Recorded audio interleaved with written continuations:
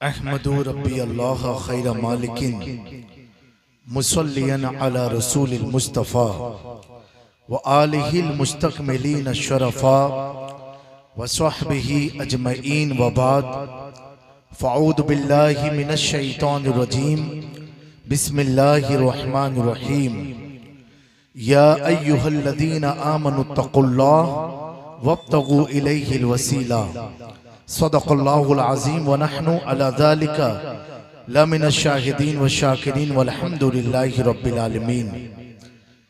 सहन नशी पर तशरीफ़ फरमा मुअज़्ज़ज़ उलमा ज़वील एहतराम अइम्माए मसाजिद शोराए किराम तलबाए मदारिस इस्लामिया बिलखुसूस शहज़ादगाने हुज़ूर गौसुल आलम तारिकुल सल्तनत महबूब यज़दानी मीर सुल्तान सैयद ओहदुद्दीन अशरफ जहांगीर समनानी सामानी नूर बख्शी रदी अल्लाह ताला अन्हु हजरत पीर तरीक़त रहबरे राहे शरीयत गुले गुलजार अशरफियत हजरत अल्लामा मौलाना सैयद शाह मिराज अशरफ अशरफीउल जिलानी साहिब सज्जादा खानकाह अहमदिया अशरफिया जाय शरीफ और मेरे सामने बैठी हुई बावकार सुन्नी अवाम व पर्दा नशी ख़वातीन इस्लाम, अस्सलामु अलैकुम व रहमतुल्लाहि ताला व बरकातुहू।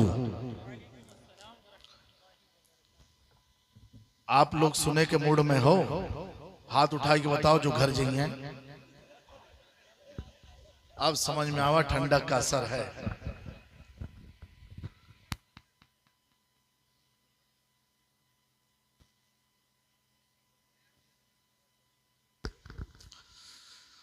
देखिए रात भी काफी हो चुकी है। जब मैं स्टेज पर आया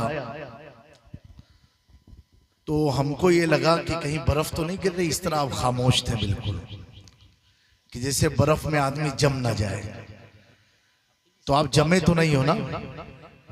पक्का ईमानदारी से हाथ उठा के बताओ दोनों हाथ जो जमे हैं। अच्छा यो ठीक है, जमे हो तभी तो जामी तो पास आए हैं। एक बार बाव से बुलंद दुरूद पाक पढ़ लीजिए आप लोग। अल्लाहुम्मा सल्ली अला सय्यिदना मौलाना मुहम्मद व अला आलि सय्यिदना मौलाना मुहम्मद कमा तुहिब्बु व तुरदा बिन तुसल्ली अलैहि सलातु वस्सलामु अलैका या रसूलुल्लाह सल्लल्लाहु तआला अलैहि वसल्लम। एक बार और जी लगा करके बाव से बुलंद दुरूद पाक पढ़ें। सल्लल्लाहु अलैहि नबी उम्मीही व आलिही सल्लल्लाहु तआला अलैहि वसल्लम सलातु वस्सलामु अलैका या रसूलुल्लाह सल्लल्लाहु तआला अलैहि वसल्लम। एक बार और बाबू थोड़ा बुलंद आवाज से हाथ उठा के बोल दो या रसूल अल्लाह। ऐसा हमें लगे कितनी दूर से हम आए कि आप लोग जगे हो, सोए नहीं। और बुलंद आवाज से कह दो नारे हैदरी। और बुलंद आवाज से नारे हैदरी। माशाअल्लाह। देखें आज की जो तकरीब है ये सरकार सैयदना गौसे आजम की तरफ मंसूब और खुसूसियत के साथ मज़्ज़ूब इलाही हजरत पीर तरीक़त सैयद शाह जलाल अशरफ अशरफीउल जिलानी रहमतुल्लाहि ताला अलैहि की तरफ मंसूब है। अल्लाह ताला हजरत जलाल की बरकत से इस महफिल में कमाल पैदा फरमा दे और हम सबको उनके नाम की बरकतें अता फरमाए। अब जैसा आपका जवाब रहेगा ऐसा इंशाअल्लाह बयान आप सुनेंगे। एक बार और बात से बुलंद दुरूद पाक पढ़ लीजिए। सल्लल्लाहु अलैहि नबी उम्मीही व आलिही सल्लल्लाहु तआला अलैहि वसल्लम सलातु वस्सलामु अलैका या रसूलुल्लाह सल्लल्लाहु तआला अलैहि वसल्लम। ये बेचारे जो पिंडाल के बाहर हैं ठंडक में, अगर वो भी कुर्सी के आगे आ जाए, कुर्सी खाली है तो काफी लुत्फ आएगा। अब वो पीछे वाले भी पीछे वालों को देख रहे हैं। अब आप आगे की तरफ देखें, मखदूम पाक के शहजादों की तरफ देखें, इनके चेहरे से इबादत का सवाब हासिल करें, इनके दीदार से। तो हमारे सिप्तैन भाई अजीमाबादी बड़ी मोहब्बत करते हैं अल्हम्दुलिल्लाह। ये और बात है कि मैं पटना गया, मुलाकात इनसे नहीं हो पाई, लेकिन बड़ी ही मोहब्बत करते हैं।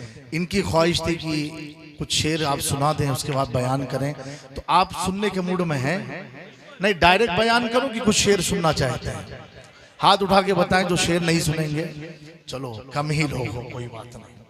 तो एक बार और जी लगा करके हम सब अपने इसाले सवाब के लिए दुरूद पाक पढ़ रहे हैं।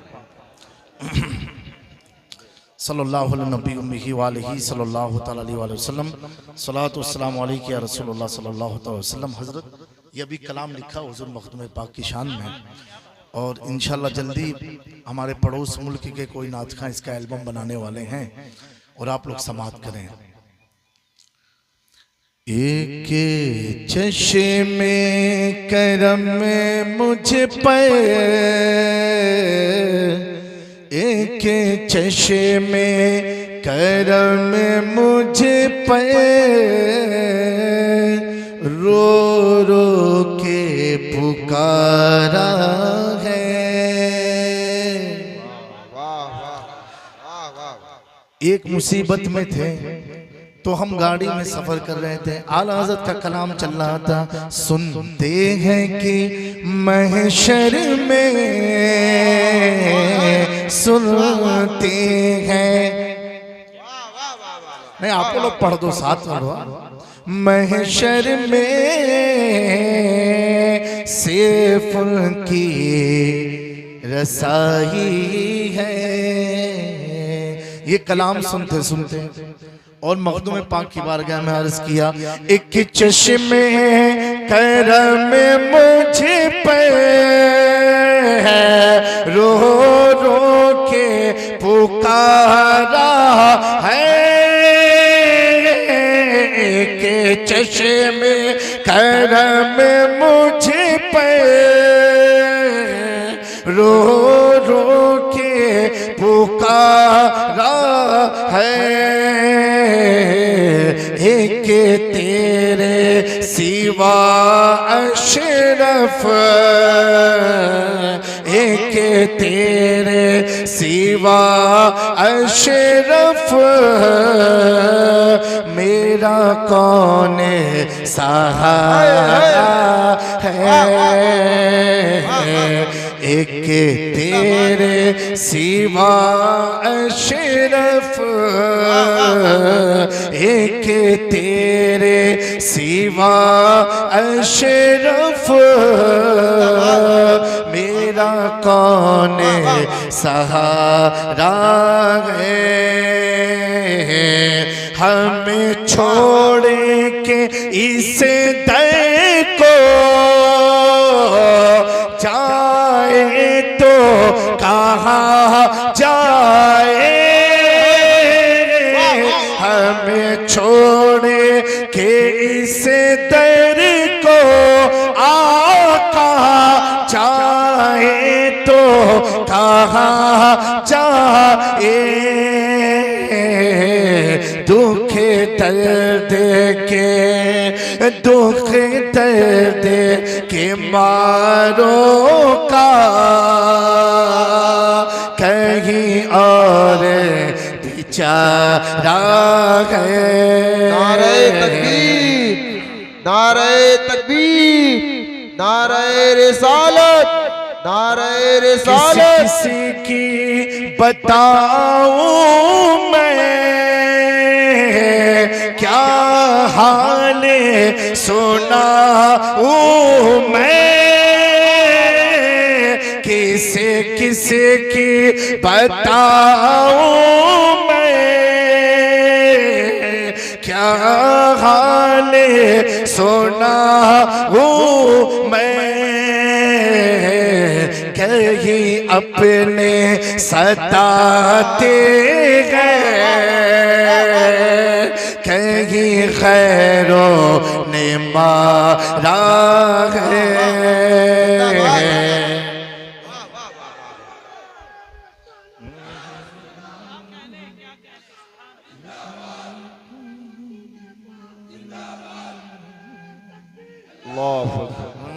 कहीं खैरों ने मारा है।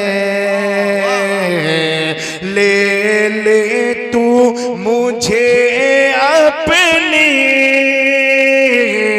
शफ़क़त के इहाते में, है सामने, है सामने दर तेरा, और नीर की किनारा है सामने दर तेरा और नीरे किनारा है मेरी लाजे रखो अशरफ आया हो मुरीदों में मेरी लाजे रखो अशरफ आया हो मुरीदों में मशहूर है दुनिया में मशहूर है दुनिया में जामिए तुम्हारा है सुनते हैं कि महशर में सिर्फ की रज़ाई है मेरी लाजे रखो अशरफ आया हो मुरीदों में मेरी लाजे देखें ये थोड़ा वाज़ेह वजाहत यहाँ थोड़ी बहुत कर देता हूँ ये बयान नहीं होता मेरे लिखने का कि आया हूँ मुरीदों में ये लिखने की वजह ये थी कि इत्तेफाक ऐसा था एक प्रोग्राम में हम थे और काफ़ी मेरे सगे अपने ससुर का ऑपरेशन था हार्ट का कुछ लोगों का था कि ऑपरेशन आ जाओ गुजरात जहाँ ऑपरेशन हो रहा है अब प्रोग्राम वाले कह रहे हैं हजरत अगर आप नहीं आएंगे जलसा पूरा फेल हो जाएगा ये हो जाएगा वो हो जाएगा तो बड़े टेंशन में वो सफर हुआ एक तरफ घर और एक तरफ इलाका था यानी जलसे वाला माहौल था अब वहाँ हार्ट का ऑपरेशन है घर का फैमिली का दबाव है वहां जाने को मौलाना लोग का दबाव है यहाँ आने को अब क्या किया जाए तो मैं सोचा इतने टेंशन में तकरीर भी आज मुश्किलें हो नहीं पाएगी तब ये फिक्र आई ज़हन में मेरी लाजे रखो अशरफ आया हो मुरीदों में यानी मेरे मुरीदों में नहीं मखदूम अशरफ के मुरीदों में मेरी लाजे रखो अशरफ आया हो मुरीदों में मशहूर है दुनिया में जामिए तुम्हारा है सबने सफ महशर में ललकार दिया हमको ऐ बेकसों के आका अब तेरी दुहाई है बाज़ारे अमल में तो सौदाना बना अपना हमने तो कमाई सब खेलों में गवाई है मुजरिम को न शर्माओ बाप कफन ढक दो मुँह देखे कि क्या होगा मुँह देखे कि क्या होगा पर्दे में भला यूं तो सब उन्हीं का है। पर दिल की अगर पूछो ये टूटे हुए दिल की खास उनकी कमाई है। अब मेरे इमाम इश्क मोहब्बत आला हज़रत फाज़िले बरेलवी आने वाले कुछ लोगों को जवाब देते हैं कि अहमद रजा का अकीदा टुलमुल नहीं है, अहमद रजा का अकीदा यकीनी है, यकीनी है, यकीनी है। तुम कह सकते हो सुनते हैं कि मैं शर में सिर्फ उनकी रसाई है, हो सकता है आला हज़रत को यकीन ना हो, तो आला हज़रत फरमाते हैं मतले में ये शक क्या था। और दो दो कसम खा के ताकीद पे ताकीद लगाई, वल्लाह रजा वल्लाह मतले में ये शक क्या था। वल्लाह रजा वल्लाह सिर्फ उनकी रसाई है, सिर्फ उनकी रसाई है। हाँ उनकी रसाई है। नारे तकबीर, नारे रिसालत लो जब तो बना। नारे तकबीर, नारे रिसालत, नारे रिसालत, मसलके आला हजरत, मसलके आला हजरत, जश्ने दस्तार बंदी। नारे तकबीर, नारे रिसालत। जब ये मनकबत पढ़ता हूँ तो ये कलाम भी आला हज़रत के साथ में जोड़ देता हूँ। बहरहाल दोस्तों वक्त भी ज्यादा हुआ है तो ज्यादा तमहीदी गुफ्तगू ना करते हुए डायरेक्ट पॉइंट पर आते हैं। एक मज़्ज़ूब कामिल के उर्स में आप बैठे, उनकी याद में आप बैठे हो। और जो मज़्ज़ूब होता है ना, एक चीज और क्लियर करूं, मेरे मखदूम पाक ने अपने फर्जंद मानवी हजरत अब्दुल रज़्ज़ाक़ नुरलैन से फरमाया था, ए नुरुलैन मैंने दुआ कर दी तुम्हारी औलादों के लिए, अल्लाह तुम्हारी बाज औलादों में मज़्ज़ूब को पैदा फरमाएगा। वाह वाह। किसको पैदा फरमाएगा? मज़्ज़ूब को पैदा फरमाएगा। और ये सिलसिला आज तक चला आया है। ये मखदूम पाक की दुआओं का असर है। किसका असर है? और आगे मखदूम पाक ने फरमाया, ए नुरुलैन बाज तो तुम्हारी औलादें ऐसी भी आएंगी जिनमें मेरी सिफत पैदा हो जाएगी। बोलो बोलो, जिंदाबाद जिंदाबाद। मेरी सिफत पैदा हो जाएगी। तो एक मज़्ज़ूब कामिल, और मज़्ज़ूब तो कैसे होते मालूम है आपको? मज़्ज़ूब कैसे होते हैं? वो तो अगर कह दें जा तुझे जन्नत मिल गई, अल्लाह ताला उसे जन्नत अता फरमाता है।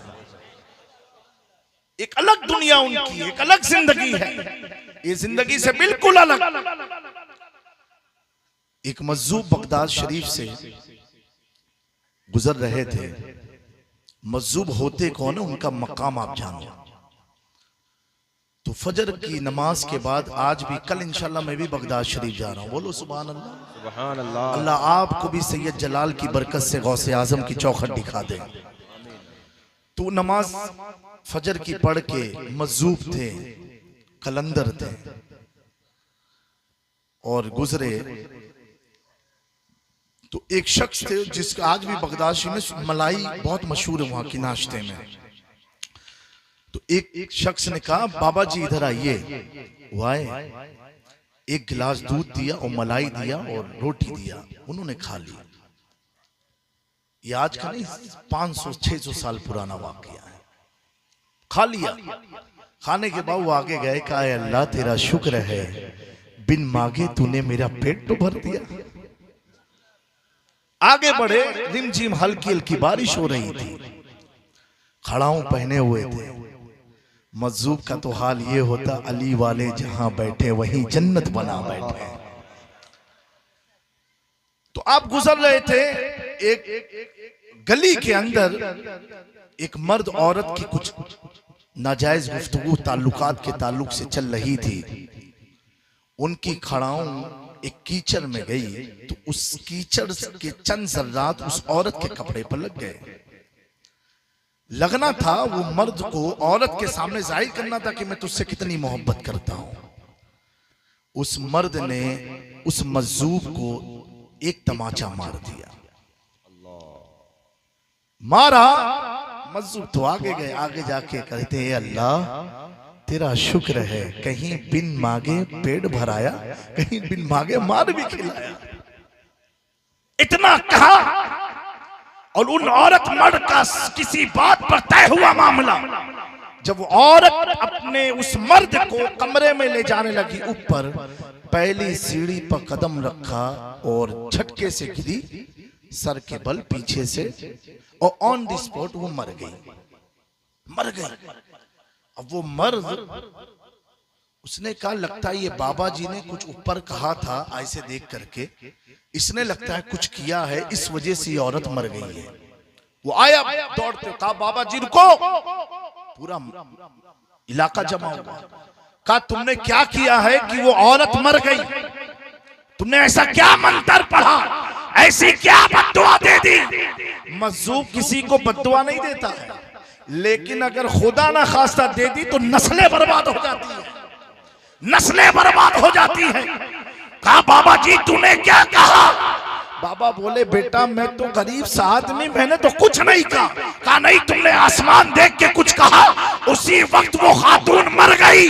बाबा जी बोले बेटा मैं आज सुबह जब निकला किसी ने दूध पिलाया और किसी ने मारा, तो मैंने कहा ए अल्लाह तेरा शुक्र है, कहीं बिन मांगे पेट भर दिया, कहीं बिन मांगे तूने मार खिलवा दी। बस बेटा मैंने इतना ही कहा। कहा नहीं बाबा जी कुछ और। तो कहा बेटा मरी वो है ना, तकलीफ तुझे क्यों है? कहा वो मेरी महबूबा थी, मैं उससे मोहब्बत करता था, तुमने मेरी मोहब्बत को मारा है, इसलिए मुझे तकलीफ होती है। ए इलाके वालों गौर करना। अब बाबा जी कहते बेटा सुन सुन, जैसे तू उससे मोहब्बत करने वाला है, ऐसे मुझसे भी मोहब्बत करने वाला कोई है, मुझसे भी मोहब्बत करने वाला कोई है। कहा कौन? कहा मैंने अपने रब से मोहब्बत में कहा, कहीं तूने मार खिलाई तो मेरे मोहब्बत करने वाले ने जो फैसला करना था वो कर दिया। प्यारे आका फरमाते हैं, मिशकात की हदीस है, बुखारी की हदीस है, सही सित्ता में नकल है। आका फरमाते हैं मेरी उम्मत में तुम्हारे दरमियान कुछ ऐसे लोग होंगे जिनके बाल बिखरे होंगे, कपड़े गर्दालूद होंगे, लेकिन उनका मकाम इतना बुलंद होगा, अगर वो अल्लाह पर किसी चीज की कसम रख देंगे, अल्लाह उनकी कसम को पूरी फरमा देगा। नारे तकबीर, नारे रिसालत, जश्ने दस्तारबंदी, नारे तकबीर, नारे रिसालत, जिंदाबाद। मेरे दोस्तों, हजरत ख्वाजा गरीब नवाज हिंदल वली अताए रसूल, बोलो और बुलंद आवाज से बोलो। आप जा रहे थे हल्के में और जाते वक्त एक पंडित जी ने देखा गरीब नवाज को। किसने देखा? अभी तो आजकल बहुत दिखते हैं ना। इंशाअल्लाह ताला एक तरीके पर नहीं रहता कभी दुनिया का हाल, हर कमाले रा जवालो हर जवाले रा कमाल है। हम सब के लिए इबरत का अल्लाह मौका दे रहा है, अभी भी वक्त है, सुधर जाओ। आपसी छोटी छोटी सियासतों में मत पड़ो। हमारा तो हाल इतना बुरा हो गया है कि महल्ले की एक मस्जिद है तो एक मस्जिद में अगर 10 महल्ले हैं इलाके में और एक मस्जिद है तो 10 महल्ले की लड़ाई उस मस्जिद से चल रही है। तो दूसरी मस्जिद को हम कहां से बचा पाएंगे जब अपनी ही मस्जिद में हम लड़े पड़े हुए हैं। बहरा मुसलमानों, मुत्तहिद हो जाओ, आपके साथ मखदूम पाक की औलाद है, और जिसके साथ सुल्तान अशरफ की औलाद है उसे घबराने की क्या जरूरत है। तभी तो हमने कहा बिगाड़ेगा क्या कोई, शैतान हमारा हम ऐसी हिफाजत में बैठे हुए हैं। बहरहाल तो एक पंडित जी ने देखा दूर से, करीब आया, सिफ्तैन भाई गरीब नवाज को बगल से देखता है, चौंक गया वो, फिर बाएं जानिब आता है, फिर चौंक गया, फिर पीछे से देखता है, चौंका, फिर आगे कुछ गरीब नवाज के मुरीदीन वगैरह थे, उनको हटा करके महफिल में आया, सामने से देखता है। ख्वाजा साहब पूछते हैं पंडित जी तुम्हें हुआ क्या है? वाह वाह वाह वाह वाह, पंडित जी तुम्हें हुआ क्या है? कहा गुरु जी ये तो नहीं मालूम कि क्या हुआ है, लेकिन इतना जरूर मालूम है मैं अपने धर्म का बहुत बड़ा पंडित हूं और जितने भी चतुर्वेद हैं सब याद किए, सारे रामायण याद किए, जितनी भी किताबें हैं उसका आमिल बना अपने धर्म के हिसाब से। तो मुझे ईश्वर ने इतनी शक्ति दी है कि मैं जब इंसान को देखता हूं तो वो नहीं, उसके अंदर तक देख लेता हूं। क्या कहा? उसके अंदर तक देख लेता हूं। लेकिन पहले मनुष्य आप ऐसे मुझे मिले कि पहले दाई से देखा तो पूरा हाथ में हड्डी नहीं नूर नजर आया मुझे, वाह वाह, फिर बाएं की जानिब देखा तो हड्डी नहीं नूर नजर आया मुझे, फिर पीछे मैंने कहा देखो तो पीछे भी कोई हड्डी गोश्त मीट नहीं नजर आया, पूरा नूर नजर आया मुझे, फिर सामने की तरफ से देखा तो पूरा नूर नजर आया मुझे। ख्वाजा साहब गुरु जी ये मामला क्या है, ये खाली मुझे बता दो। गरीब नवाज ने फरमाया पंडित जी ये तो राज की बात है। कहा नहीं गुरुजी कृपा कर दो, कुछ तो बता दो। ख्वाजा साहब अपनी कोठरी में ले गए, उसको लेकर के गए। कहा पंडित जी अब बताओ मामला क्या तुमने देखा? कहा गुरुजी सब जगह देखा, दाएं बाएं आगे पीछे सब देखा आपको, तो कुछ मांस हड्डी नजर नहीं आई, पूरे जिस्म में एक नूर नूर लाइट लाइट ब्राइटनेस नजर आई मुझे। खाली थोड़ा सा हार्ड के पास एक तिल के बराबर काली चीज दिखी, बाकी तो सब सफेद सफेद दिखा। आज कोई बोल दे किसी पीर साहब को कि दिल के पास काला लगा तो मुरीद उसका चेहरा काला कर देंगे, लेकिन ख्वाजा साहब का जब्त देखो, सब्र देखो और अंदाज़े तबलीग देखो। ख्वाजा साहब मुस्कुरा करके गुफ्तगू फरमा करके उससे बोले पंडित जी और क्या क्या देखा? कहा भाई यही देखा, सिर्फ वो जो काला काला था वो समझ में नहीं आया, और पूरा जिस्म आपका न मांस है न हड्डी है वो समझ में नहीं आया, यही आप मुझे समझा दो। मेरे दोस्तों एक पंडित हक की तलाश में रहा, उसे ख्वाजा के जिस्म में नूर नूर नजर आया। ये कैसे मुसलमान है 24 जिन्हें ख्वाजा तो छोड़ो रसूलुल्लाह भी नूर नजर ना आए? तभी तो मेरे इमाम ने अकीदा दिया, ए बद मजहबो सुनो, तुम नूरे मुस्तफा के लिए लड़ रहे हो। अहमद रजा तो अकीदा ये देता है या रसूल अल्लाह तेरी नस्ले पाक में है, बच्चा बच्चा नूर का, तू है आईने नूर, तेरा सब खराना। जिंदाबाद जिंदाबाद, नारे तकबीर, नारे रिसालत, नारे रिसालत, जिंदाबाद। लेकिन दोस्तों अगर आप मेराज अशरफ को देख रहे हो तो एक बात याद रखना, मैं उलमा की तवज्जो चाहता हूं। आलिम को देखो, आलिम को देखो, आलिम को देखो, नमाज तुम्हारी मुकम्मल हो जाएगी, नमाज कामयाब हो जाएगी, इबादतें दुरुस्त हो जाएगी। आलिम में मत देखना, अगर मैं देखोगे तो वाली से पाप मस्जिद से बाहर निकल आते थे, निकल आते थे, निकल आते थे। तो मैं कहता हूँ आलिम को देखोगे नमाज बच जाएगी, आलिम में देखोगे इधर उधर भटक जाओगे। और सुनो सैयद को मत देखो, सैयद में देखो। जिंदाबाद जिंदाबाद। सैयद को मत देखो, सैयद में देखो। तो जब सैयद में देखोगे तो कहोगे क्या बात है रजा, और जब करम की अली हुसैन और हसन को।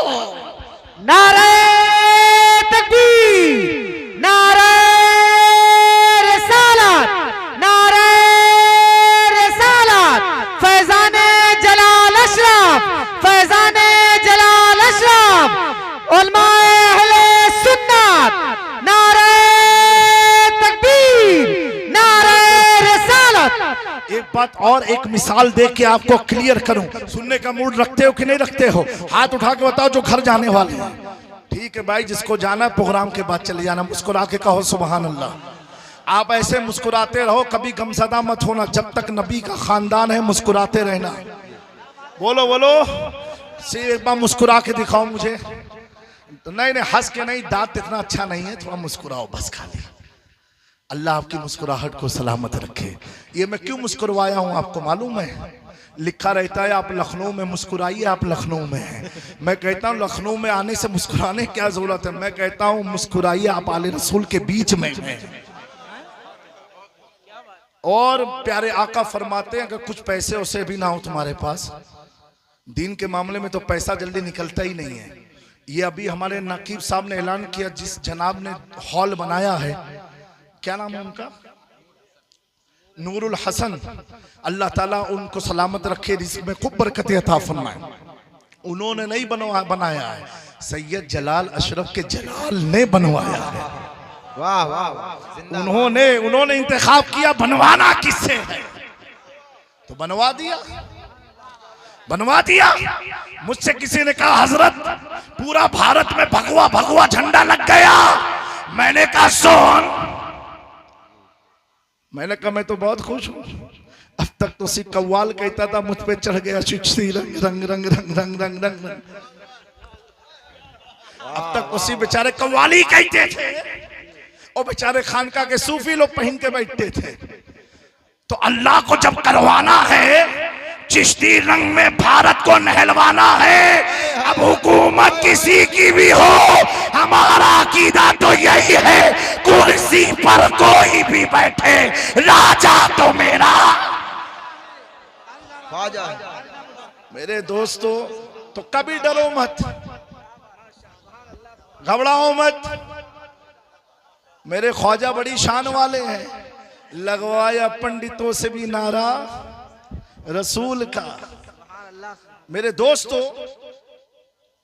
अब कोई कह सकता है कि वो भी मौलाना थे हजरत, उनको नूर नहीं नजर आया? और बरेली से इमाम अहमद रजा को नजर आ गया? मैंने कहा सुनो, सबसे आसान बात, नौजवानों गौर से सुनना। आप लोग जब रात में गाड़ी चलाते हो, अगर गाड़ी की हेडलाइट ना हो तो गाड़ी चला पाओगे? बोलो भैया। अच्छा, हेडलाइट की जरूरत क्यों है? रोशनी के लिए। और जब अब तो नेविगेशन का दौर है, अब तो बहुत आसान है। जब ये सब नहीं था, अब लिखा हो अजमेर कितना किलोमीटर, तो कैसे पता चलता था? हाईवे वगैरह पर बोर्ड लगा होता है। क्या लगा होता है? बोर्ड हरे रंग का, उस पर सफेद रंग से लिखा रहता है। यही है ना? शायद आपके इलाके में हरा ही चलता है कि यहां भी भगवा हो गया? हाँ, ये भी देखते रहना। ये तो जब लाइट आपकी उस पर पड़ती है कट लेकर के, तो लिख क्या था? अजमेर इतना, किछौछा इतना, बगदाद इतना, मदीना इतना किलोमीटर। रेडियम रोशन है, रेडियम रोशन है, लेकिन उसको चमकाने के लिए लाइट की जरूरत पड़ती है। बगैर लाइट पड़े रेडियम की रोशनी कोई देख नहीं सकता। यानी गाड़ी की लाइट जब उस पर पड़ती है तो वह ऐसा चमकता है जैसे कोई लाइट लगी हो, जैसे कोई लाइट लगी हो। अल्लाह ने फरमाया कुरान रोशन है, कुरान रोशन है, लेकिन इस रोशन किताब की मैं मिसाल ये देता हूं बिला तमसील समझाने के लिए, जैसे रेडियम रोशन है लेकिन लाइट की जरूरत है पढ़ने के लिए। कितना किलोमीटर? कुरान रोशन है, उन्हों को भी मालूम है, 24 को भी मालूम है, और 25 यानी आला हजरत को भी मालूम है। 24 वो है, 25 हम है। हाँ अल्लाह से कहो 25 सफर, 24 से 25 डंडा लेके आला से खड़े हैं। 28 मखदूम सिमना की है, घुसने नहीं दूंगा। हमें पहरेदारी हो तो ऐसी हो, मोहब्बत हो तो ऐसी। 24 के बाद 25, समझे? समझ में आई बात? अब दोस्तों कुरान रोशन तो है, रेडियम रोशन तो है, लेकिन दिखता नहीं जब तक लाइट ना पड़े। कुरान रोशन है, अब इसको भी देखने पढ़ने के लिए जरूरत है लाइट की। गाड़ी की लाइट की नहीं जरूरत, सड़क की लाइट की नहीं जरूरत। तो मेरा इमाम कहता है, अकीदा दे रहा है, कुरान अगर पढ़ना है तो पहले अकीदा ये हो, चमक तुझसे पाते हैं सब पाने वाले, मेरा दिल भी चमका दे। चमकाने वाले जब दिल चमका, अब मेरा इमाम मक्के की धरती पर खड़े होकर के अर्ज करता है, कहता है, गौर से सुन तो रज़ा, काबे से आती है सदा, मेरी आंखों से मेरे यार का। नारे तकबीर, नारे रिसालत, नारे रिसालत। अल्हम्दुलिल्लाह। अब इन्हें नूर नहीं दिखता, अब इन्हें नूर नहीं दिखता। मैं समझ गया गाड़ी की लाइट फ्यूज है, गाड़ी की लाइट फ्यूज है। और हमें दिखता है बगदाद यहाँ है, किचौचा यहाँ है, अजमेर इधर है। एक बात और आपको बता दूं, कितना लाइट की कितनी जरूरत है। लाइट यानी मोहब्बत रसूल की। आला हजरत इहदिना सिरातल मुस्तकीम तर्जुमा किया, 24 ने किया। 24 समझते हो ना? बिल्कुल बदबूदार चेहरा, चेहरे पर काला दाग जिसके होता है वो 24, पैजामा ऊंचा हो वो 20। अब मैं हम लोग की दाढ़ी देखो, मक्खी घुस जाए तो बोसा दे के निकले, सुभान अल्लाह, और इनके वहां घुस जाए तो मर के निकले। हमारे कोई इमाम मौलवी जो है ईतर की बोतल जेब में नहीं रखते, और इनके जेब में ईतर की बोतल। और जब मस्जिद, सांड हो कि इंसान हो, समझ में यही नहीं आता। आप कब से देख रहे हो हजरत मेराजमी आपके सामने, ये उलमा है कि नहीं? बोलो है कि नहीं? ए बाबू चाय वाले कहाँ हैं? आप भी प्रधानमंत्री बनेंगे। हाँ भैया दुआ दे दो ना, आमीन बोलो। काय कुछ चिटकते, वो बनेगा तो इंशाल्लाह वो भी कुछ रंग चढ़ाएगा। तो बाबू चैया बाद में पिलाओ, मेहनत हम करी थे, ऑयल इनको पिलाया जा रहा है, क्या मतलब का है? थोड़ी देर और सुन लो, फिर चाय वो सब मिल के पिया जाइए। पियो कि नहीं साथ में? अरे हम जानी जलसवा जिसे खत्म हुआ तो अपने रास्ते, अब कहाँ तो हो ही मामला। लेकिन ये यकीनन आपकी मोहब्बत है। और मैं ये कहूँ, इतनी ठंडक में, इस रात में आदमी अपना बिस्तर अपने काम के लिए भी नहीं छोड़ता है। हकीकत बात है ये उलमा, ये आप, ये यकीनन अल्लाह ने आज आपको चुना है कि आओ मेरे महबूब बंदों की महफिल में बैठ जाओ। ये आप चुने हुए लोग हो। क्या हो? एक जुमला देता हूं उलमा की दुआओं के साथ, आप चुने हुए लोग हो। क्या हो? इस इलाके में कितने मुसलमान होंगे अल्हम्दुलिल्लाह, लेकिन हर आदमी नहीं पहुंच पाया, चुने हुए लोग आए। आपको चुना है अल्लाह ने, आपको अल्लाह ने चुना, आपको चुना, मुझ नाचीज को चुना, हजरत की दुआओं से चुना, सिप्टैन भाई को चुना, इतने सारे लोग को चुना है, अल्लाह ने चुना है। अब एक मिसाल दे बाबू, ए भाई सुनो, चाय वालों को अभी कह दो थोड़ा बैठे।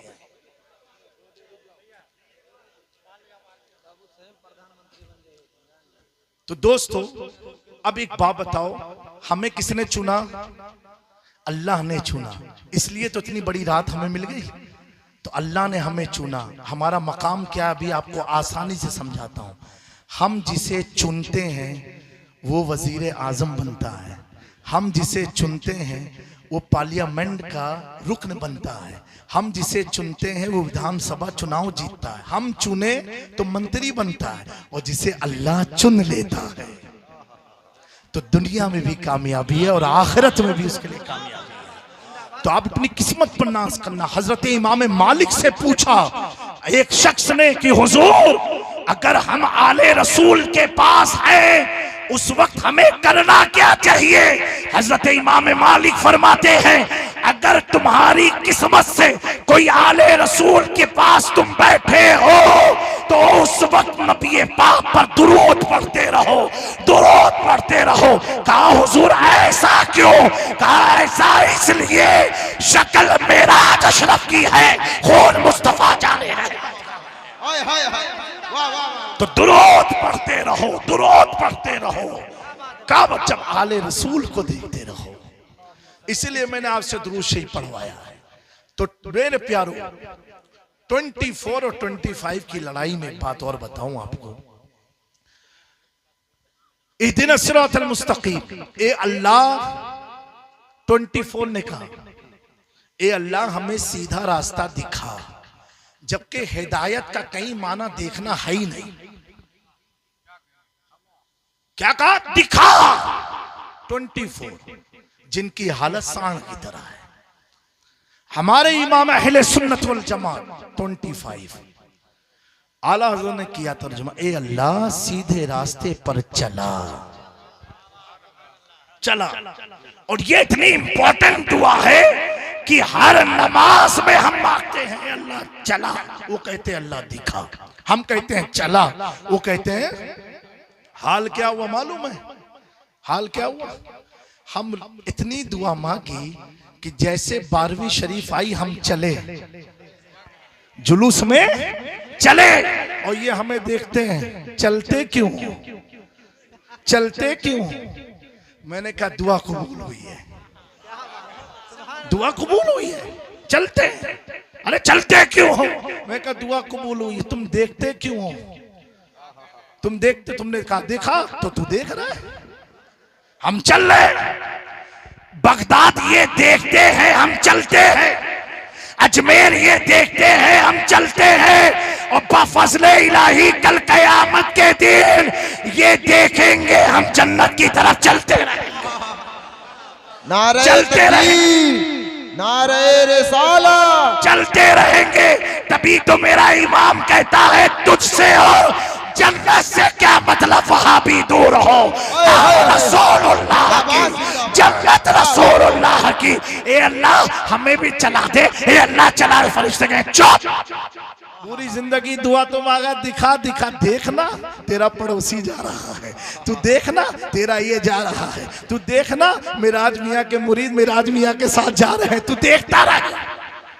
इनकी किस्मत में देखना है, हमारी किस्मत में चलना। अल्लाह ये चलना सलामत रखे। बोलो अल्लाह हमारा बैठना सलामत रखे। कहा ख्वाजा साहब यही समझा दूं ब्लैक ब्लैक डॉट क्या है? अल्लाह अकबर। मेरे ख्वाजा साहब मुस्कुरा के फरमाते हैं, पंडित जी एक बात पूछूं? तुमने तो बहुत सारी बात कही, एक बात मैं भी पूछूं? बोले बिल्कुल गुरुजी पूछिए। कहा सारा राज खोल दूंगा, सब कुछ बता दूंगा, लेकिन पंडित जी एक चीज तुमसे पूछता हूं बस। कहा पूछिए गुरुजी। कहा एक बार कलमा पढ़ लो ना। कहा कलमा मैं पढ़ूंगा और सीने का दाग आपके खत्म हो जाएगा? ख्वाजा साहब बोले हाँ। कहा पढ़ के देख लो। दोस्तों यहां पर जहन हाजिर करना। आज के टाइम पर 5-10 मिनट में किसी पंडित जी को आप कह सकते हो कलमा पढ़ो? हमें बहुत खराब रात चल रहा, अभी तो चले जाओगे अंदर। जबकि ये सत्ता बदलती है 5-5 साल में, बदलती है। चुनाव हुआ बदल गई। और उस जमाने में गरीब नवाज कह रहे कलमा पढ़। जो सत्ता 5 साल की नहीं थी, पृथ्वीराज चौहान का राज चल रहा था। एक राजा के हुकूमत में बोल रहे ख्वाजा। तो कैसी गरीब नवाज ने तबलीग 10-15 मिनट में की होगी, या कैसा अखलाक पेश किया होगा, या कैसा किरदार दिखाया होगा कि 5-10 मिनट के बाद आए हुए मेहमान को कह रहे बस कलमा तो पढ़ ले। अब मैं तुम 40-40 दिन ले जा करके मुसलमान को मुसलमान नहीं बना पाए। तुम दरवाजे दरवाजे जा करके भी किसी को मस्जिद तक ना ले जा पाए। अगर ले करके गया था बेदाग, निकला दाग ले करके।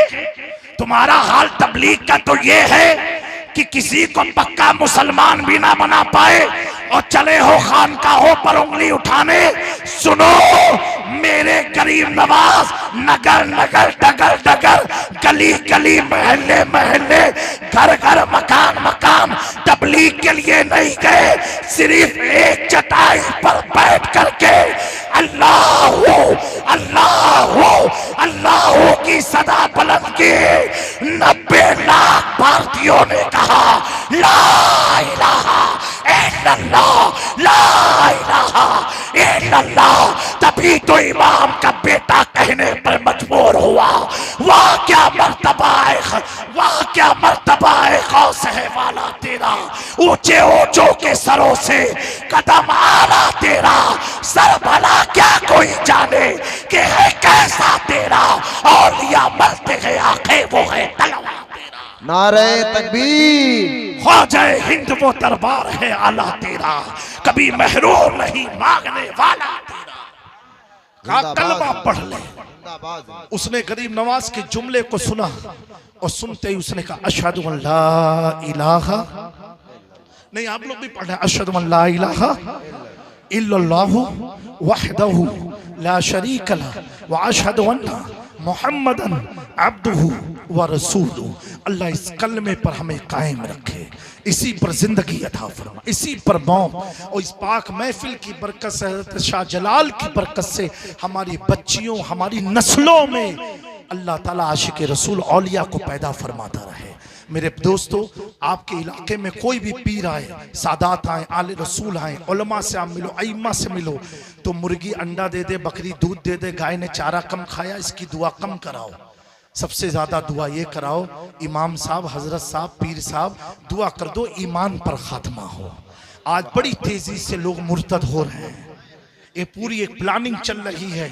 और कुछ ऐसे भी लोग हैं जो बराए नाम के मुसलमान हैं, अंदर से उनके अंदर कुफ्र और शिर्क मिला हुआ है, और वो दाढ़ी टोपी लगा करके हमें बहकाने की कोशिश कर रहे हैं। ऐ नौजवानों, इतना याद रखना, हम इम्तिहान की घड़ी में चल रहे हैं। किसकी घड़ी में चल रहे हैं? इम्तिहान की। किसी ने हमसे कहा कि हजरत 22 तारीख को तो हमने सोचा था बड़ा कोहरा होगा, ठंडक पड़ेगी, ये होगा वो होगा, लेकिन उस दिन तो सूरज निकला। मैंने कहा इम्तिहान चल रहा है, ये इम्तिहान का दौर है। अब कोई समझाने नहीं आने वाला है, समझाने वाले बहुत समझाते समझाते चले गए, दिखाने वाले दिखा दिखा करके चले गए। आज क्या जरूरत थी शाह जलाल को जाए जैसी मुकद्दस धरती को छोड़ करके 9 साल इस इलाके में गुजारा है। जरूरत क्या थी? क्या माल की कमी थी? क्या प्रॉपर्टी की कमी थी? क्या खाने पीने की कमी थी? क्या दोस्त रिश्तेदार परिवार की कमी थी? नहीं नहीं, 9 साल इस इलाके में दे करके 9 सदियों के ईमान को बचाया है। औलिया ने अपने घर को छोड़ा है, अपने जाति मफाद के लिए नहीं, अपने नाना की उम्मत को शिर्क और कुफ्र से बचाने के लिए छोड़ा है।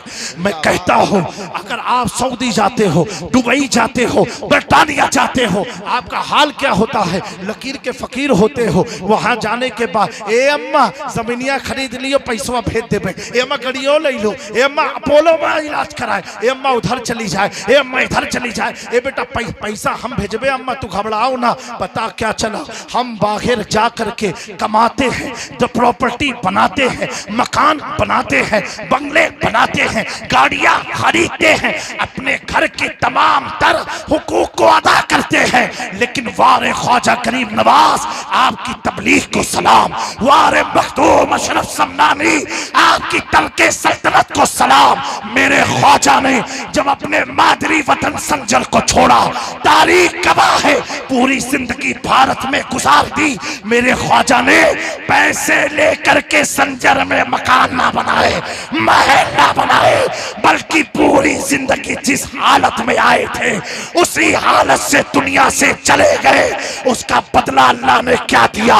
कश्मीर जाओ, बड़ी हवेली देखो, लिखा रहता है उस हवेली पर अताए गरीब नवाज। लखनऊ चले जाओ, लिखा रहेगा फैजाने गरीब नवाज। पूरे भारत में देखो देखो, अरे भारत की बात तो दूर की है, अभी फ्रांस का राष्ट्रपति भारत में आया था 26 जनवरी को, और उसने हमारे प्रधानमंत्री से कहा कि मुझे महबूब इलाही निजामुद्दीन औलिया की दरगाह पर जाना है। एक बात पूछना चाहता हूं, जो वर्ल्ड के 3 सुपर पावर कंट्री में जिसका नाम आता हो, जो फ्रांस का राष्ट्रपति है, जिसके सामने बड़े बड़े मुल्क कांपते से नजर आते हैं, आंख में आंख डाल के कोई बात नहीं कर पाता है, जिसके इस्तेकबाल के लिए हमारी भारत सरकार ने अपनी सारी मिलिट्री को लगा दिया, नौसेना को लगा दिया, सारी आर्मी को लगा दिया। भारत का राष्ट्रपति जिसका खैर मकदम करता हो, भारत का प्रधानमंत्री जिसके पीछे चलता हो, वो फ्रांस का राष्ट्रपति और कैसा राष्ट्रपति है? ऐसा है जिसकी पहचान मुस्लिम विरोधी मानी जाती है, जो मुसलमानों का दुश्मन है, जिसने फ्रांस में नबी पाक का मुजस्समा बनवाया, जिसने फ्रांस में कुरान पाक को चलवाया, जिसने फ्रांस में हुजूर पाक की तौहीन की, जिस तौहीन के सबब आपने कुछ साल पहले सुना होगा, टर्की के एक नौजवान ने उसे भरी सभा में तमाचा मारा था। जब वो राष्ट्रपति भारत में आता है, भारत किसका है? दिल्ली वालों का नहीं है, भारत किसका है? अजमेर से चलने वाले मुल्क का नाम भारत है। उसने क्या कहा? ए वजीर आज़म हिंद, मुझे निजामुद्दीन दरगाह पर जाना है, वहां पर जाना है। जब प्रधानमंत्री ने पूछा आप वहां क्यों जाएंगे? Why you are planning to go to Mehboob Ilahi Nizamuddin Auliya holy shrine? तो उसने कहा I have read about the Nizamuddin Auliya, he was the great Sufi sant of Islam, I have to visit on his grave.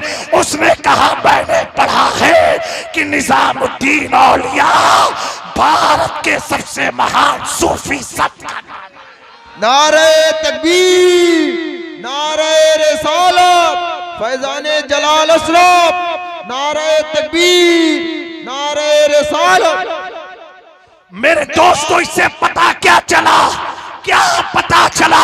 जो मुस्लिम विरोधी मुल्क फ्रांस है, उसने भी ख्वाजा के शागिर्द के सामने अपने सर को खम करके कहा मैं मुजरिम हूँ आका, मुझे साथ ले लो के रास्ते में है, जा बचा।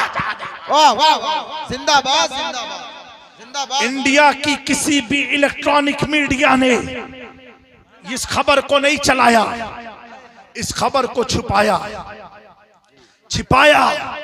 मेरे दोस्तों, आप जाना गूगल में सर्च करना, 28 जनवरी को फ्रांस का प्राइम मिनिस्टर कहां था, राष्ट्रपति कहां था? तो कहीं और नहीं था, ख्वाजा के गुलाम कुतुबुद्दीन बख्तियार काकी, उनके गुलाम बाबा फरीदुद्दीन गंजे शकर, उनके गुलाम निजामुद्दीन औलिया के कदमों के पास खड़ा था। और सिर्फ खड़ा नहीं था, उसने कहा I have read about the Nizamuddin Auliya. When he was alive, he was listening the Mahfil Sima Qawwali. I have to listen the Qawwali in the shrine of Hazrat Nizamuddin Dargah. कहा मैंने उनकी किताब में पढ़ा है कि वो कव्वाली भी सुनते थे, तो मुझे जो है उनकी बारगाह में कव्वाली भी सुनना है। मिट गए मिटते हैं मिट जाएंगे अदा तेरे। वाह वाह, तुमने इस्लाम को कमजोर कैसे समझ लिया? अरे इस्लाम किसी कमजोर खुदा का दीन नहीं है, इस्लाम किसी कमजोर नबी का दीन नहीं है। अरे जितना मिटाना चाहोगे इतने इस्लाम में खूबसूरती से गुलाब पैदा होते रहेंगे। एक पैगाम देना चाहता हूं मुसलमानों, एक चीज जहन में रखना, यही पूरी तकरीर का निचोड़ है। एक बात बताओ, जब माली खेत को, जब माली गार्डन को सजाता है तो घास लगाता है, हरियाली लगाता है, तरह तरह के पौधे लगाता है जिससे खुशबू निकले, गुलाब लगाता है। लेकिन इतनी मेहनत के बाद जो माली यूरिया अंदर डालता हो, पानी डालता हो, कितने पसीने से सींचा हो, कुछ दिनों के बाद आप क्या देखते हो? वही माली एक बड़ी कैंची लेकर के आता है और गार्डन में आने के बाद टहनियों को काटना शुरू करता है। मैंने पूछा माली, इतनी मेहनत से तूने लगाया और एक महीने के बाद काट रहा है? कहा हजरत साहब काट रहा हो। मैं भी उसके साथ बैठ गया। तब तक एक अनारी आया, आने के बाद उसने कैंची उठाई और एक डाली को काटा। काटा, जैसे काटा। माली चिल्लाया, तूने उसको काटा क्यों? मैंने कहा माली साहब इतना गुस्सा मत करो, सुबह से तो इतनी तुमने काट डाली, अभी क्यों काटी है? तो माली ने कहा हजरत जी मैंने जितनी काटी है ये सब फजूल की थी, उसने जो काटी है वो सीधी टांग को काट दिया है, इसीलिए मुझे गुस्सा आया। मुसलमानों इबरत का वक्त है, फजूल की टहनी बनोगे, गैरों के हाथों से काटे जाओगे।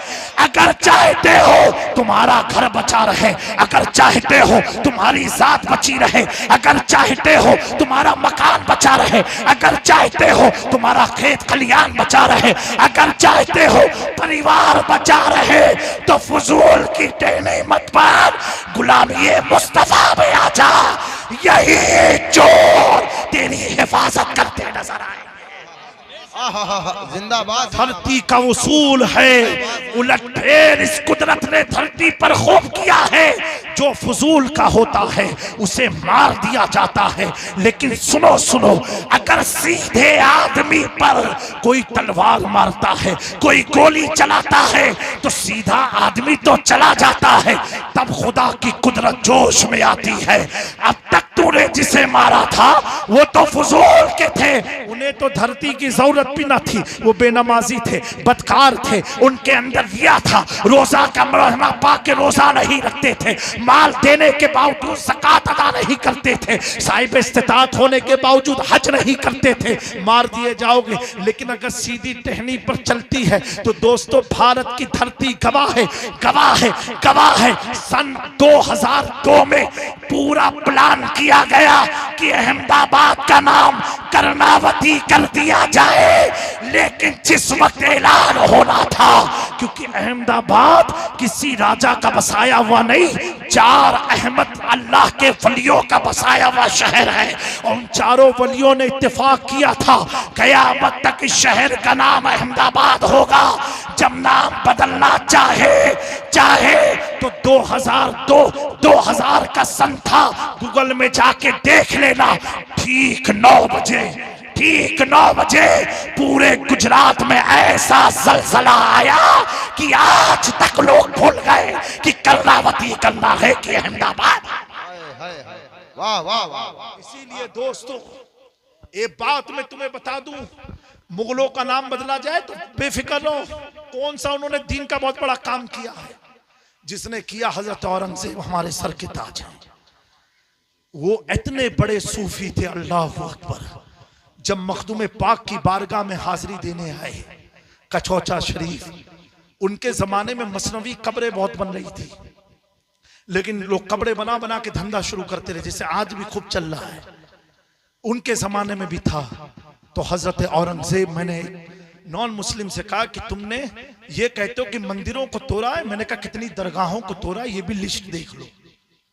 हजरत औरंगजेब की बात कर रहा हूं मेरे प्यारों। सलाम करते जवाब नहीं आता था, शहीद कर देते थे, तोड़ देते थे। लेकिन जब कचौचा शरीफ आए, सलामी दरवाजे से हर कदम पर 2 रकात नमाज पढ़ते हुए, हर एक कदम रखा 2 रकात नमाज।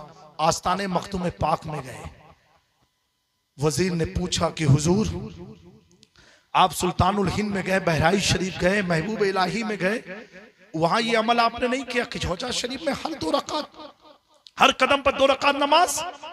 आप फरमाते बादशाह वक्त को मालूम है कि सुल्तान के पास जाया कैसे जाता है, सुल्तान के पास जाया कैसे जाता है। कौन? औरंगजेब है, जिन्होंने 1 माह में पूरा कुरान हिफ्ज किया।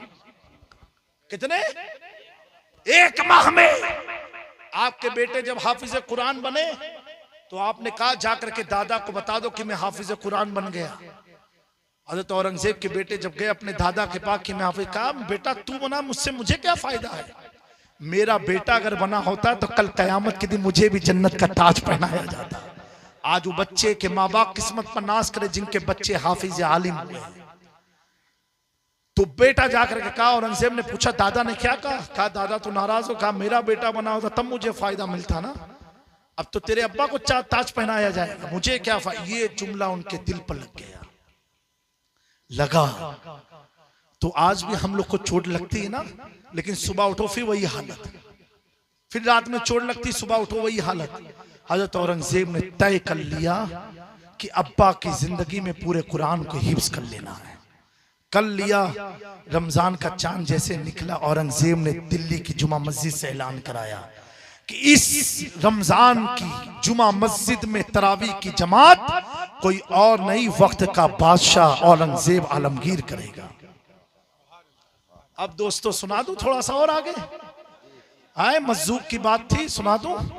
अभी ख्वाजा साहब का वाकया वाकई ये थोड़ा ही अभी हुआ है, क्योंकि बच्चों की दस्तार है, इस वजह से थोड़ा वो भी जान लें। खड़े हुए, दस्तार है, जमात हुई। अरे तो औरंगजेब ने तरावी पढ़ने के बाद पीछे से एक शख्स ने लुकमा दे दिया। बादशाह को लुकमा देना कितनी बड़ी बात, उनसे लोग कांपते थे, उनका फैसला काटो गला, डरते थे लोग। नमाज मुकम्मल हुई, हजरत औरंगजेब मिंबर पर खड़े हुए, कहा मुझे लुकमा किसने दिया था। अब सबने सोचा जिसने दिया आज तो गया। एक मजूब कलंदर अल्लाह का वली, बोलो बोलो, अरे बुलंद आवाज से बोलो, अगर तेज नहीं बोलोगे तो मैं माइक को रख दूंगा नीचे। खड़े हुए, कहा मैंने दिया था। कहा बाबा जी आपने? बोले हाँ मैंने दिया था। कहा मैंने लेकिन सही पढ़ा? उन्होंने कहा नहीं आपने गलत पढ़ा था, इसलिए मैंने आपको लुकमा दिया। उस वक्त जो भी मकतबे से जो कुरान छपा था, पब्लिश हुआ था, 6-7 नुस्खे मंगाए गए, 9 मंगाए गए, अल्लामा साहब ने बयान किया है 9 मंगाए गए।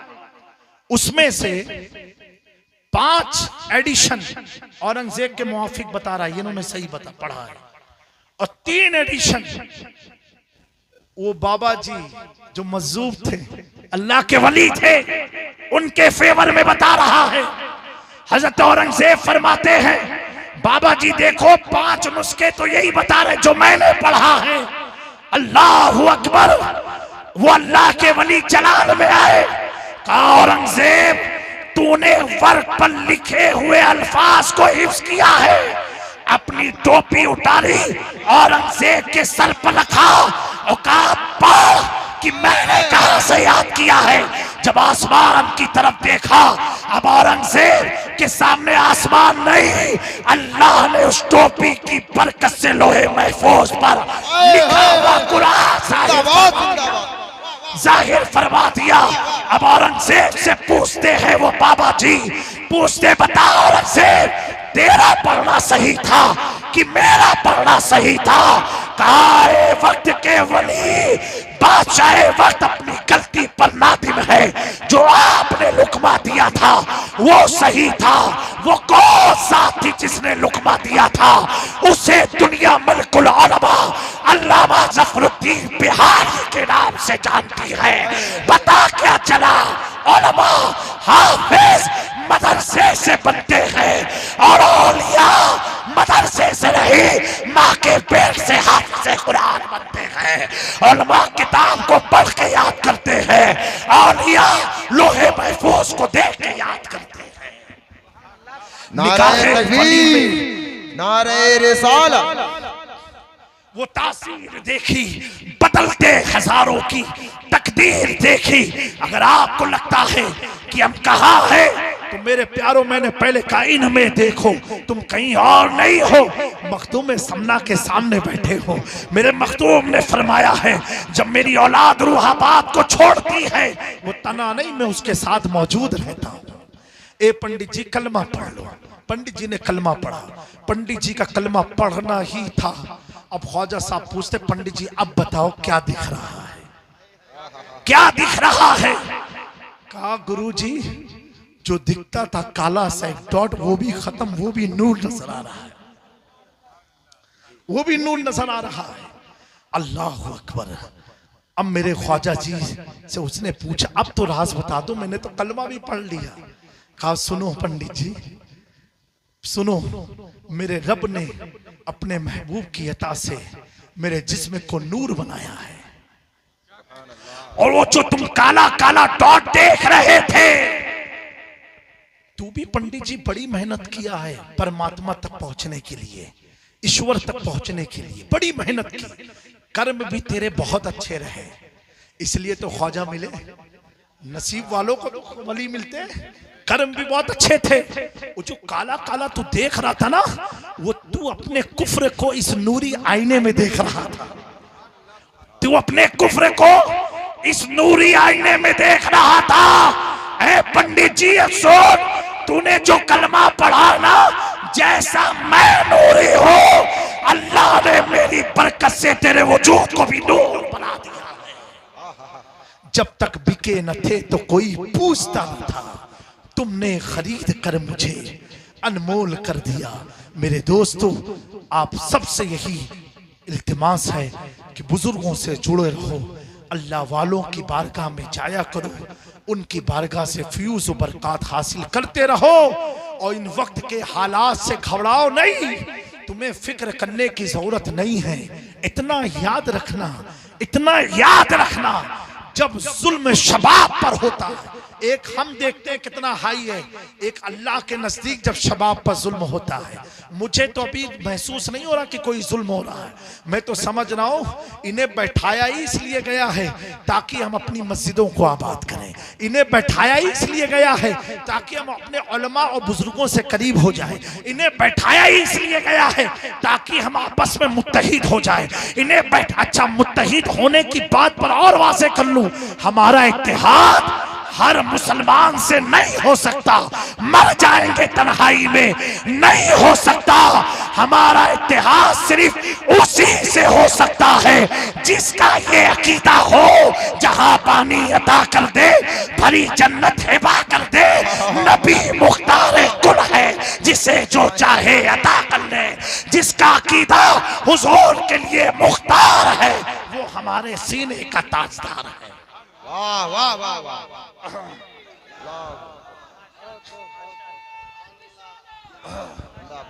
मेरे दोस्तों, तारीख गवाह है, जब जुल्म अपने शबाब पर जब पहुंचा है तो अल्लाह ने मूसा को पैदा फरमाया, अल्लाह ने दाऊद को पैदा फरमाया, अल्लाह ने इब्राहिम को पैदा फरमाया, और जब जुल्म और शबाब पर आया, अल्लाह ने अपने आखिरी नबी को पैदा फरमाया। नबी की ज़ाहिरी जिंदगी के 60 साल के बाद जब जुल्म और शबाब पर आया तो अल्लाह ने उसी नबी के खून में से एक बेटा हुसैन का इंतखाब किया, और जिस हुसैन ने 72 को लेकर के 22,000 की दास्तान का खात्मा कर दिया, वो हुसैन की शहादत ऐसी शहादत हुई कि हमारे भारत का राष्ट्रपिता यानी गांधी जी कहते हैं, अगर हुसैन जैसे 72 सिपाही मेरे पास आ जाए तो मैं 24 घंटे में अंग्रेजों की गुलामी से भारत को आजाद कर दूंगा। मेरे दोस्तों, जिसकी शहादत पर मंडेला नाज करता हो, गांधी जी नाज करते हो, उसे हुसैन इब्ने अली कहा जाता है। फिर जब जुल्म भारत की धरती पर शबाब पर आया तो अल्लाह ने ख्वाजा गरीब नवाज को भेजा, फिर शबाब पर आया अल्लाह ने सालार मसूद गाजी को भेजा, उनके बाद गरीब नवाज को भेजा, उनके बाद मखदूम सिमनानी को भेजा, उनके बाद बेशुमार औलिया आए और आते रहेंगे। अपनी कामयाबी, अपनी हिफाजत चाहते हो तो दुनिया की सियासतदानों के बोलने पर भरोसा मत करना, अगर भरोसा करना आले रसूल की जात पर करना, अपने उलमा से करना, क्योंकि मेरे प्यारो, ये अगरचे 5,000 कमाते हैं लेकिन आपको रब से दूर नहीं, रब से करीब करने का काम करते हैं। अपने उलमा का ख्याल रखो, अपने मदरसे का ख्याल रखो। बहुत खराब दौर से हम गुजर रहे हैं। ये स्पेन की पॉलिसी हमारे मुल्क में नाफिज की जा रही है। स्पेन में क्या हुआ, इस्लाम को कैसे मिटाया गया, कैसे काट काट के नहीं, पहले मदरसे बंद कराए गए, मसाजिद बंद कराई गई। मेरे दोस्तों, ये मदरसा हमारा हथियार है, ये मस्जिद हमारी हथियार है, इसे जाए मत होने देना। अगर चाहते हो मस्जिद का तहफ़्फ़ुज़, अपनी मस्जिद को अपनी पेशानियों से भर दो। इबादत करने वाले हो, तुम मस्जिद का ख्याल रखो, मस्जिद तुम्हारा ख्याल रखेगी। तुम मस्जिद को भरो, अल्लाह तेरे पेट को भरेगा। तुम मस्जिद की तरफ बढ़ के आ, अल्लाह तुझसे करीब हो जाएगा। ऐ यूपी के मुसलमानों, इन चंद बात पर अगर मेरी बात कोई बुरी लगी हो, माफ करना। खुदा रा अपनी जिंदगी को तब्दील कर लो। हम अय्याशी के लिए, शराब के लिए, जुए के लिए, सत्ते के लिए, जिनाखोरी के लिए, एक दूसरे पर तोहमत लगाने के लिए पैदा नहीं किए गए हैं। हम अल्लाह और उसके रसूल के दीन पर अमल करने के लिए पैदा किए गए हैं। हम अपना अमल ऐसा बना लें, ऐसा बना ले। आज भी हमारे मुल्क हिंदुस्तान में ऐसे भी हिंदू हैं, हम सफर करते हैं, हमें मालूम है। आज ही हमारी फ्लाइट में एक पंडित जी थे, साथ में आगे की सीट पर थे। एक शख्स कुछ दीनी मामलात पर बहस कर रहा था, कुछ पूछ रहा था। बात होते होते जब अहमदाबाद से हम लखनऊ पहुंचे तो वो पंडित जी निकले नहीं। उनकी 4 नंबर की सीट थी, मेरी 5 नंबर की थी। तो मैं कहा आप चले तभी तो मैं कहा नहीं गुरुजी पहले आप चले, पहले आप आगे जाए ना। उससे मेरी कोई जान ना पहचान, ना मेरे इलाके का, ना मेरे वतन का, लेकिन मेरे इलाके का, मेरे राज्य सूबे का नहीं है। लेकिन मैं समझ गया ये जामी मियाँ की कदर नहीं है, ये इस दाढ़ी और टोपी की कदर हो रही है, इस दाढ़ी और टोपी की कदर हो रही है। मेरे मुसलमान भाइयों, अगर तुम देखते हो आज के दौर में इन्हें चोटी रखने में शर्म नहीं आती तो तुम्हें दाढ़ी रखने में क्यों शर्म आ रही है? दाढ़ी तो रखो कम से कम, ये तुम्हारे तहफ्फुज का जरिया बनेगा। ये किसने तुम्हारे दिमाग में डाल दिया है कि दाढ़ी रखने से नुकसान होता है? हमें दाढ़ी रखने से नुकसान नहीं, दाढ़ी रखने से खुदा मिलता है, रसूल मिलते हैं। और जो तेरा मुखालिफ होगा अल्लाह उसके अंदर तेरा खौफ पैदा फरमा देगा। और कम से कम इतना तो सोचो, अगर खुदा ना खास्ता कहीं शहीद हो गए तो तेरी दाढ़ी की बदौलत तुझे जमीन मिल जाएगी, ना तो कोई भी तुझे आग के हवाले करके चला जाएगा। कुछ तो मुसलमानों बेदारी लो, कुछ तो होश के नाखून लो, कुछ तो अपनी जिंदगी में तब्दीली पैदा करो। कब तक गफलत की नींद सोते रहोगे? कब तक अपनी जिंदगी इस तरह बनाते रहोगे? तुम सही हो जाओ, बहन बेटियां सही हो जाएंगी। आज बड़ी तादाद में हमारी कौम की बच्चियां गैरों के साथ जा रही है, उसकी असल वजह हमारे नौजवान है, हमारे नौजवान है। क्या है? शादी जब जाती है, ए अम्मा मैं नहीं करी हूँ, काहे नहीं करी हो के चेहरे पर तिला बहुत बड़ी है, मैं नहीं करी हूँ। ए अम्मा मैं नहीं करी, बहुत काली है। तो तू कितना गोरा है कि अमेरिका से आया है? अपनी शक्ल भी देख ले। लेकिन मेरे दोस्तों, ये आप जुल्म कर रहे हो, आप अपनी नस्लों को तबाह कर रहे हो, आप अपनी जनरेशन को बर्बाद कर रहे हो। उस वक्ती चीज का नाम है, दौलत वक्ती चीज का नाम है। आज हमारी शादी का हाल, जिस आका ने शादी को रहमत बनाया, आज हमने क्या हाल कर दिया कि लाख लाख रुपया लेंगे, जहेज लेंगे, लड़की से शादी करने जा रहे हो कि भीख मांगने का काम शुरू कर दिया। ए मेरी कौम के जिम्मेदार लोगों, जब तक आप अपने अंदर तब्दीली नहीं लाओगे, आपकी औलादें आपको देख करके संवरने वाली हैं। एक शख्स ने कहा, आपके यूपी का वाकया है कि हजरत 7 साल का बच्चा है, माँ बाप आए, कहा हजरत मेरा बच्चा गाली बहुत बकता है तो दुआ कर दो। कोई ने करतव कर दिया। अस्तगफुरुल्लाह, मेरा दिमाग तो इतना खराब हुआ कि मैं क्या बताऊं। 7 साल की उम्र में करतव ये किया कि गाली बक के माँ बाप को। मैंने उस बच्चे से कहा बेटा तू नीचे जा। माँ बाप से मैंने कहा ईमानदारी से बताना कितना साल हुआ शादी के? बोले इतना साल हुआ। हमने कहा ये बताओ कितनी तुम लोग की लड़ाई होती है? कहा हजरत बहुत लड़ाई होती, जब देखो ये लड़ा कर आते मुझसे। तो हमने कहा कितनी गाली बकते हो? हंसने की बात नहीं, अफसोस की बात है। कितनी गाली बकते हो? अरे हजरत गलती हो गई। गलती तो हो गई, अब 7 साल के बच्चे की गलती कैसे सुधार पाओगे? कैसे सुधार पाओगे? अगर वो बच्चा तुम्हें लगता है 2 महीने का है, गूंगा है, बहरा है, नहीं दोस्तों, 2 महीने का बच्चा बहरा गूंगा नहीं होता। जो माँ बाप बोलते हैं वही तो बोलना वो सीखता है। उसे किसने सिखाया था ये पानी है? उसे किसने सिखाया था ये चावल है? उसे किसने सिखाया था ये मैगी है? उसे किसने सिखाया था ये प्लेट है? वो 2 महीने से सुनता आ रहा ये चावल है, ये दाल है, ये पीले रंग की दाल है, ये काले रंग की दाल है। जो जो माँ बाप बोलते गए बच्चा सीखता गया। जब 5 साल की उम्र पर पहुंचा, जब बोलने की सलाहियत अल्लाह ने दी, अब आपको कहना नहीं पड़ेगा बेटा ये रोटी है, बेटा खुद बोलता है। माँ कहती बेटा जा रोटी ले आ, तो बताना नहीं पड़ता जैसे गोल गोल होगी, पतली सी होगी, बेटा खुद जाके रोटी ले आता है। जैसा तुम बच्चों के पैदाइश के वक्त करोगे, जैसी खेत सींचोगे, वैसा अनाज तुम्हें मिलेगा। ऐ मेरे नौजवानों, इस गफलत की गाली गलोच की दुनिया से बाहर आओ, और अगर तुमको यही एक करतब किसी ने कर दिया तो जाओ पूरी जिंदगी तलाशते रहो। 20,000 दो, 10,000 दो, 5,000 दो, जब लुट लुटा जाओगे तो किचौछा याद आएगा, चलो मखदूम साहब में इलाज करा लेते हैं। ये कौम का हाल है, ऐसे हाल से बाहर निकल आओ। मैं किसी करतब का मुमकिन नहीं हूं, है जादू है, लेकिन अपने बच्चों की तरबियत अच्छी देते रहोगे। बताओ 7 साल की उम्र से पहले बच्चों को अगर बेटा सर में दर्द हो तो पैरासीटामोल नहीं खाना चाहिए, क्लोज रब्बी नास पढ़ के अपने ऊपर दम कर लेना चाहिए। सिखाया ही नहीं। बेटा सूरह फातिहा पढ़ना चाहिए, ला इलाहा इल्लल्लाह पढ़ना चाहिए। हजरत अफसोस की बात है, मैं वक्त ले रहा हूं, माफ कीजिएगा। ऐसे इलाके हैं यूपी में कि जहां निकाह पढ़ाने जाओ और जब दुल्हे को कलमा पढ़ाओ तो अशहदु अन्ना नहीं बोल पाता है, अच्छा अच्छा अच्छा ऐसे करता है। ये हाल है। जो कौम कलमा ना पढ़ पाती हो, अपने दीन के कलमे को ना पढ़ पाती हो, ये कौम चली लड़ने। अरे पहले तू अपने आप से लड़ ले, पहले अपने आप को मुसलमान तो साबित कर ले। खाली खतना करा लेने से कोई मुसलमान नहीं होता। इतना याद रखना मेरे दोस्तों, कलमा सही करो, कुरान पढ़ना सही करो। सूरह फातिहा नहीं पढ़ पाते, सूरह नास नहीं पढ़ पाते हो बेटा, मैं खुदारा हाथ जोड़ के कह रहा हूँ हजरत की मौजूदगी में, अगर आपको बुरा लगे मुझे माफ करना, मैं आपको तंज नहीं दे रहा हूँ, ये बात मैं अपने लिए भी बोल रहा हूँ। मेरे प्यारो बुरा मत मानना, हंस करके मुस्कुरा के मत उठना।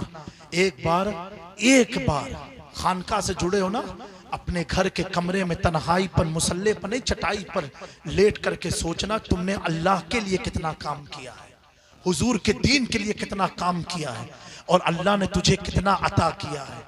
अगर आंसू आंखों से गिर जाए तो समझ जाना ईमानी हरारत जिंदा है। अगर फिर भी आंसू ना गिरे तो समझ जाना मर चुके हो। बार बार जाओ अपनी पैरों के तलवों को लगा ढालो। खुदा आसानी से नहीं मिलता। जलालुद्दीन रूमी से पूछो, किताबों से नहीं मिला, पीरे कामिल से खुदा की जाओ, इन वलियों की बारगाह के चक्कर लगाओ। और हमारा हाल कैसा है? अजमेर शरीफ जाएंगे कि चौधा शरीफ जाएंगे, वहां से जब आएंगे बहुत खराब खादिम हो गए, बहुत मारा थे, पैसवा ले लेते, ई कर लेते। जब सिगरेट पियत हो तो पैसा नहीं याद आते। बताओ मेरे दोस्तों, ये हमारा हाल हो चुका है। जाएंगे अजमेर शरीफ हजारों रुपया खर्च करके, ख्वाजा साहब में गए, ए अम्मा जरा आस्थाना देख लो, तू देखो, तू दे बाबा को बुलाई लो, वहू देख ले एक बार। तू 1000 रुपया खर्च करके मोबाइल में दिखाने गया था कि अपने लिए दुआ मांगने गया था? फिर आए वही 0/0, वही 0/0। मेरे दोस्तों ऐसे जिंदगी नहीं होने वाली। कुछ अपने अंदर तब्दीली लाओ, बुजुर्गों की सोबत इख्तियार करो, खानकाहों के चक्कर लगाओ, वलियों की बारगाह में बैठा करो। उससे इंशाअल्लाह तबारक तआला, इमाम गजाली ने फरमाया है, कपड़ा नापाक होता है उसे पानी की जरूरत होती है, और पानी से भी कपड़ा पाक नहीं होता, फिर सूरत की शुआओं की जरूरत होती है। आखिरी बात है, इमाम गजाली फरमाते हैं, जब गुनाह ज्यादा आदमी करता है, खुदा से बहुत दूर हो जाता है, तो उसका दिल एक नजासत का अड्डा बन जाता है, एक गलीस अड्डा बन जाता है। अब उसे नमाज की तौफीक छीन ली जाती है। अजान सुन के उसको नमाज पढ़ने का मन नहीं होता। अस्तगफिरुल्लाह, नौज़ बिल्लाह। मेरे दोस्तों, इमाम गजाली फरमाते हैं, इस दिल की नजासत को अगर साफ करना है तो एक तरीका है, वो तरीका यह है कि खुदा की खशियत में आंखों से आंसू गिराओ। आप फरमाते हैं वो आंख के आंसू के पानी में इतनी ताकत है कि वो दिल की नजासत को साफ कर देता है। फिर आप फरमाते हैं अब सूरज की रोशनी की जरूरत है, तो वो नहीं कि जाओ के सीना खोल के मैदान में खड़े हो जाओ, नहीं। आप फरमाते किसी वली कामिल की बारगाह में चले जाओ, वहां बाअदब होकर के बैठ जाओ, और उनकी नजर पड़ती रहेगी, पड़ती रहेगी, पड़ती रहेगी। जिस तरह सूरज की रोशनी गीले कपड़े को सुखा देती है, ऐसे तेरे दिल को वो पाकीज़ा करके मुअत्तर कर दिया करेंगे। मेरे दोस्तों, आप वक्त आ गया है अपने आप को इसी रविश पर लाने का, इसी तरीके पर लाने का। मेरी गुफ्तगू में किसी की दिल आज़ारी हुई हो या किसी को तंज लगा हो, आप मुझे माफ़ करना, अल्लाह मुझे माफ़ फरमाए। और इस पाक महफिल की बरकत से अल्लाह ताला हमारी इस महफिल को कबूल फरमा करके हमें बोलने और सुनने से ज़्यादा अमल की तौफीक अता फरमाए। और बिलखुसूस हज़रत मज़्ज़ूब इलाही सैयद जलालुद्दीन सैयद जलाल अशरफ रहमतुल्लाहि ताला अलैह के फैज़ान से हमें और इस इलाके वालों को माला माल फरमाए। आज जो हमारे खानवादे में गाजी मिल्लत का सितारा जो चमका है खिताबत में, वो किसकी बदौलत है? मज़्ज़ूब इलाही सैयद जलाल अशरफ की करामतों का नतीजा है।